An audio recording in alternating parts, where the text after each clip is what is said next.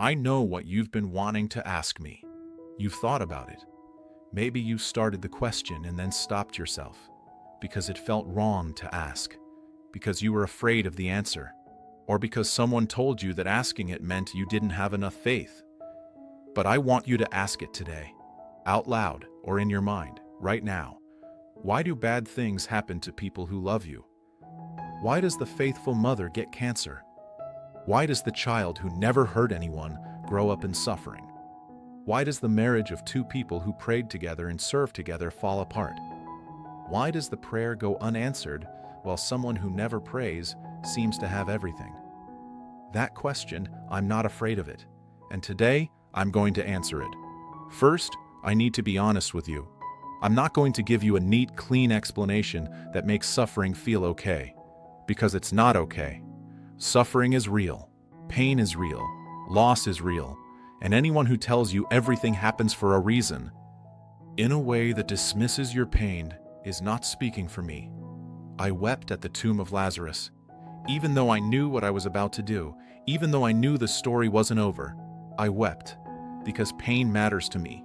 Your pain matters to me, not as a lesson, not as a test to pass, as something I feel with you. But I do want to help you understand something. The world I made was not a world of suffering. I didn't design cancer. I didn't design abuse.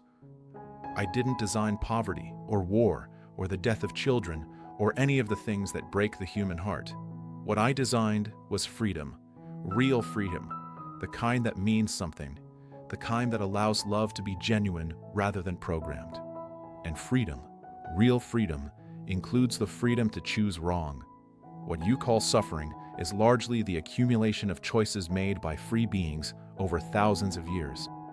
Some choices made by people you know, some made by people long before you were born, some made by systems and structures. That forgot what I asked for. I didn't cause that, but I entered it. I didn't watch from a distance. I came down into it, into the suffering, into the broken world, and I felt every piece of it from the inside.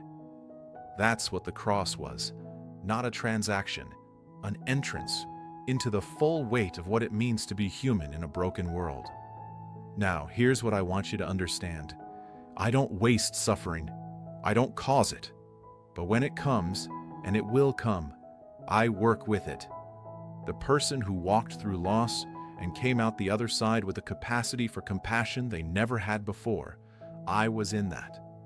The parent who lost a child and started a movement that saved thousands of others, I was in that. The person who hit the lowest point of their life and in that moment finally stopped running from me, I was in that too. I'm not saying the suffering was good. I'm saying I refuse to let it be wasted. There is a difference, but I want to go deeper because I think the real question, the one underneath the one you asked, is not why does suffering exist? It's, do you still love me in the middle of mine? And the answer to that is the only answer that matters. Yes, not from a distance, not in theory, not after you get through it. Right now, in the middle of it, in the part that hasn't resolved yet, in the part that still hurts, in the part you haven't told anyone about.